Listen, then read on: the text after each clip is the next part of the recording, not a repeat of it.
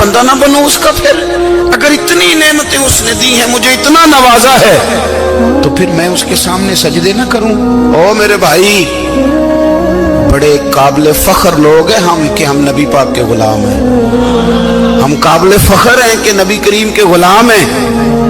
کیا کبھی اس غلامی کے شکرانے میں بھی 2 نفل پڑھے کہ یا اللہ تیرا شکر ہے تو نے ہمیں حضور کا غلام بنایا ہے؟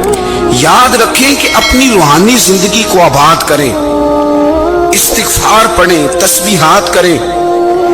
حضرت عبداللہ ابن عمر رضی اللہ تعالیٰ عنہ حضرت عمر کے صاحبزادے، مکہ مکرمہ میں ان کی قبر ہے. میں نے جب انہیں پڑھا تو مجھے ان سے بڑا پیار ہو گیا.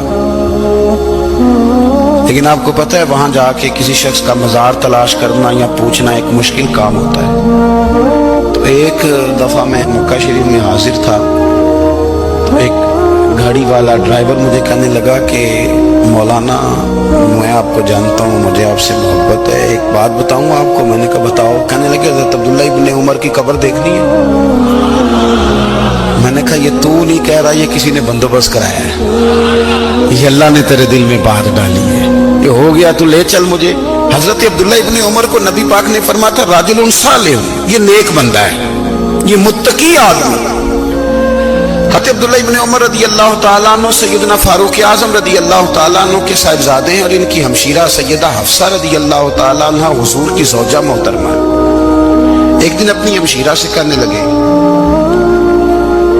کہ نبی کریم صلی اللہ تعالیٰ علیہ وسلم گھر میں آئے نا، اور اگر حضور غم امت میں پریشان نہ ہو، طبیعت کو حشاش بشاش دیکھو، تو ذرا پوچھنا تو صحیح حضور کا میرے بارے میں کیا خیال ہے.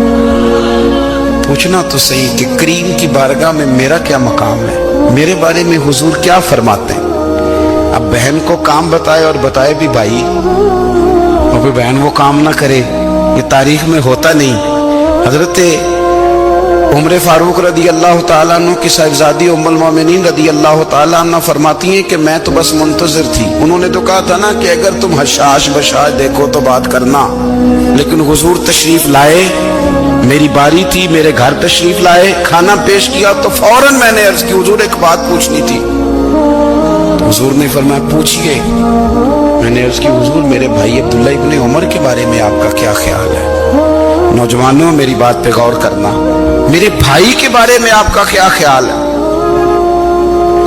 تو نبی کریم صلی اللہ تعالیٰ علیہ وآلہ وسلم نے میری طرف دیکھا، اور پھر حضور زیر لب تھوڑا مسکرائے. اور بریلی کے امام کہتے ہیں کہ حضور مسکرا دیتے تھے نا تو جو بڑا دکھی ہوتا تھا وہ بھی ہنس پڑتا تھا. اب سوال پیدا ہوتا تھا کہ پھر تو اس مسکراہٹ کے لیے انتظار کرنا پڑتا ہوگا کئی مہینے کہ حضور مسکرائیں تو رونے والے ہنسیں. تو اعلیٰ حضرت فرماتے نہیں، انتظار نہیں کرنا پڑتا، یہ مسکراتے رہنا تو حضور کی عادت ہے. جس کی تسکین سے روتے ہوئے ہنس پڑے، اس تبسم کی عادت پہ لاکھوں سلام. یعنی یہ تو عادت ہے حضور کی مسکراتے رہنا، اس کے لیے انتظار نہیں کرنا پڑتا. بھائیو آپ خیال رکھیں گے، غور کریں گے. حضرت عبداللہ ابن عمر رضی اللہ تعالیٰ عنہ کے بارے میں پوچھا تو سیدہ فرماتی ہیں کہ نبی کریم صلی اللہ تعالیٰ علیہ وسلم نہ زیر لب مسکرائے اور فرمایا حفصہ تیرا بھائی ہے تو اچھا، لیکن میں نے سنا ہے کہ عشاء کی نماز پڑھتا ہے تو فجر تک سویا ہی رہتا ہے. او نوجوانوں، 10 بجے تک سونے کی بات نہیں ہوئی، 9 بجے تک سونے کی بات نہیں ہوئی، 11 بجے اٹھنے کی بات نہیں.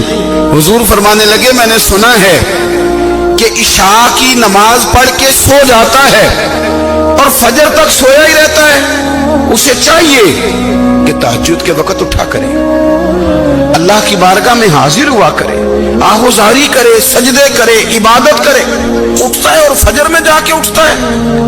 حضرت جناب حفصہ رضی اللہ تعالیٰ عنہ کہتی ہے میں نے جناب عبداللہ ابن عمر کو پیغام دیا اور میں نے کہا میرے جوان بھائی سن. نبی پاک نے فرمایا ہے تو اچھا پر تہجد میں نہیں اٹھتا، نفل نہیں پڑھتا.